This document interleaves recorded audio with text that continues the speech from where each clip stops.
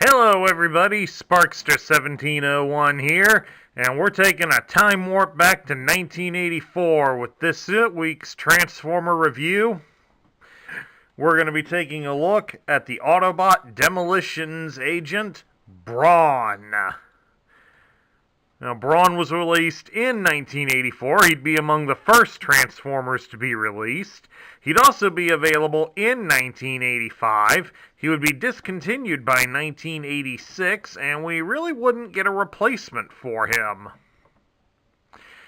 Of course, when Brawn was taken off the market in 1986, his mold would be reused to make Outback. So he does have the enduring legacy of that. Of course, if you all went and saw Bumblebee in the theater recently, you would have also seen that Brawn made an appearance in the movie. So finally, he's getting some appreciation.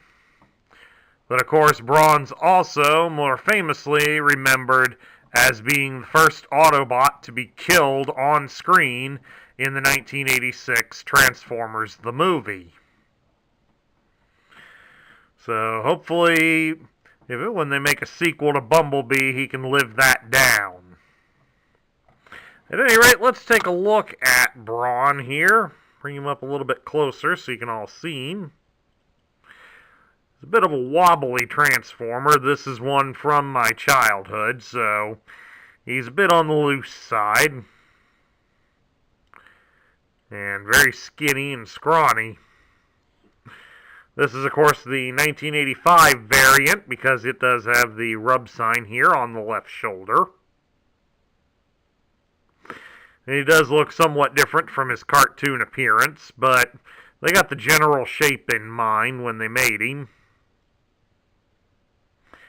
Now, as far as articulation goes, he does have a fair amount at the arm. His arms do rotate independently of the doors, but they also can rotate from the doors. If they go by the doors, they're limited by how the doors can move about. Of course, the arm can move down to about the hip, and otherwise it can rotate all the way around. Just trying to do that to show y'all that it can. See? Just all the way around like that. And then, of course, he has articulation at his hip, so he can do a Rocket-style high kick. And that's about all of the articulation he can muster. Getting him to stand is also just as difficult. Alright, now we'll transform Brawn. Now, of course, while he's pretty simple to transform, he is a bit delicate, so do bear that in mind when you're playing with a loose sample of him. We'll start by you move his chrome little arms, get him behind the doors exactly. Then you'll rotate the door so that it's in the right position and gently push it back inside. Now we can't do it until we get the legs out of the way, so we'll put the other one back in. The legs we need to make sure are fully pulled down. Then start to shift them underneath him like so. And then we'll try to get this door in. There we go. And then snap the leg into place.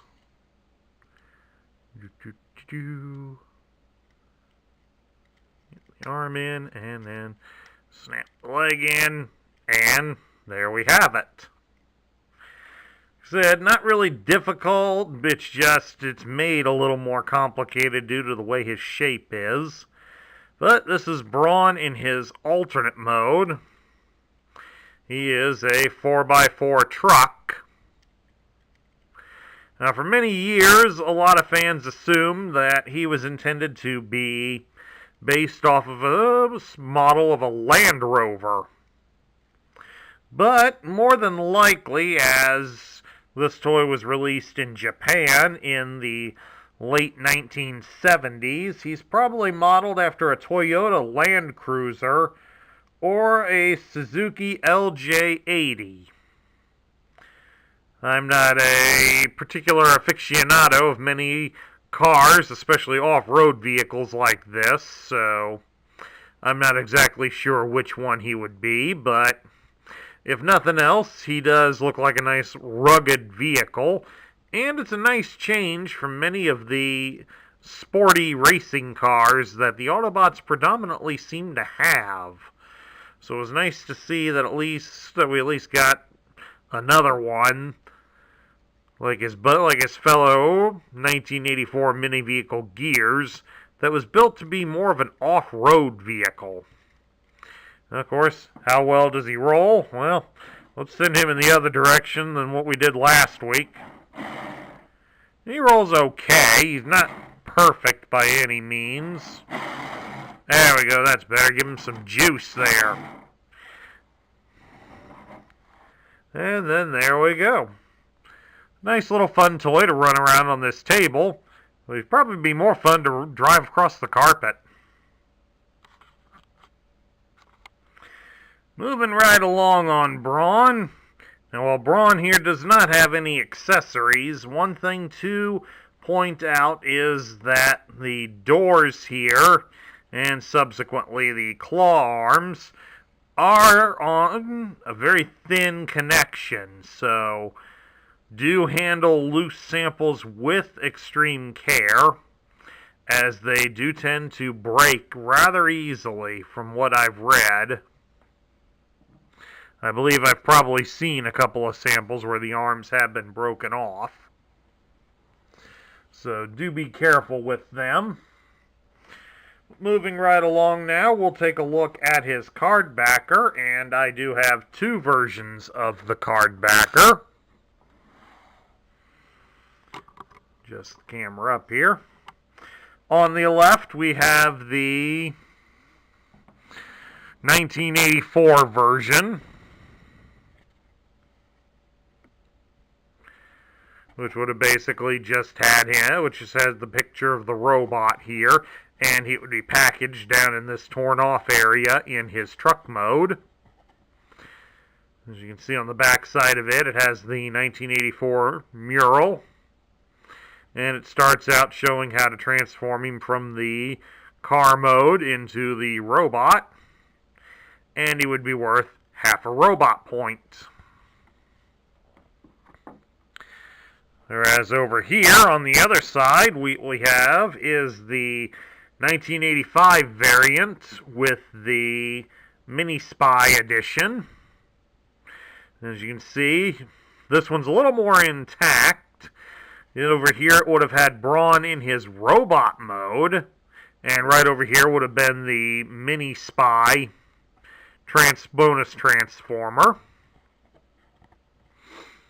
And of course, on the back, it has the new 1985 mural, which heavily featured the Dinobots. Also has instructions up here for how to work the rub sign that's on this version here of the toy. And the instructions are now done backwards to showcase off the difference. And down here, he's still only worth half a robot point. But we'll turn it over here and start reading the tech spec. It's done up in red to show he's an Autobot, and even says he's an Autobot. And it has the picture of him that would match what was on the front of the card backer. It gives his name as Brawn. His function was demolitions, and his motto is might over microchips. To Brawn, Earth is essentially a hostile environment, and he loves it. Strong, rugged, agile, the most macho of all the Autobots. Delights in challenges. Sorry for those not as tough as himself. Second strongest Autobot. Obviously, the strongest Autobot at that time was, of course, Optimus Prime. Can lift 190,000 pounds and knock down a small building with one punch.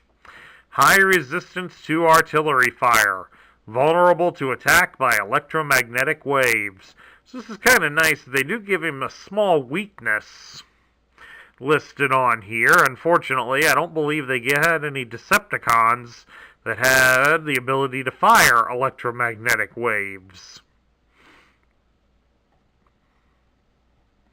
At any rate, we will put the decoder here over the grid, and let's take a look at what it says for him. It gives his strength as 9, his intelligence is 3, his speed is also 3, his endurance is 9, his rank is 5, his courage is 10, his firepower is 1, and his skill is 4. So basically his brute strength is the main reason to have Brawn along, because he's not very good at doing his job. So now we get down to my thoughts. What do I think of Brawn? Well, even despite the weaknesses and low scores on his tech spec, Brawn, I believe, is one of the few Transformer toys, especially from the 1984 line, that does deserve to be in the top tier slot. As mentioned on his card, he is the second strongest of the Autobots. Obviously, the only one stronger than him at the point when he was originally released was Optimus Prime. And being of the low price point that he was, it was nice to get somebody that would be this small, but yet could almost rival Optimus in physical strength.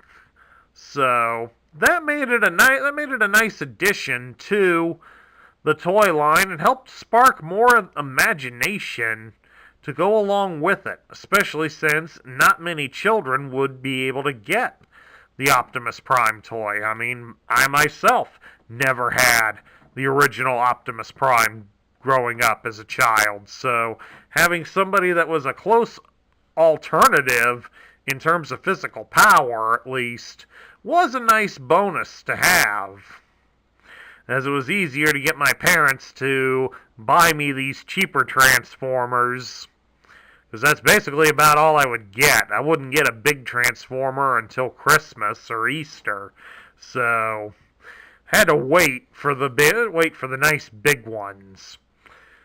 And then again, whenever I did that, it was always the combiner guys, so never could look forward to getting any of the really good ones. Hence, that's why I'm an adult collector. But at any rate, Brawn's still a good character. Even though he really sucks at doing his job, he's still one of the great ones to have on your side. He's got the strength to back up most anything else. And I think the character does deserve a little bit better. He got a fair amount of coverage in the cartoon and the comic books at the time, but then everything went away during the opening moments of the 1986 movie. But hopefully, now that he reappeared in Bumblebee, we'll get to see more of this impressive character. So, top tier, folks.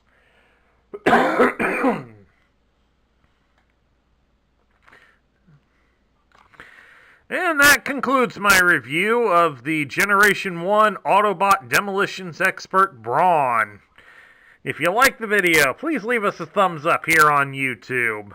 If you're new to the channel, hit that subscribe button down below to join up in our ranks. Also, make sure to ring the bell so you'll be notified when all future videos are posted. Also, consider sharing your thoughts of Brawn in the comments section down below.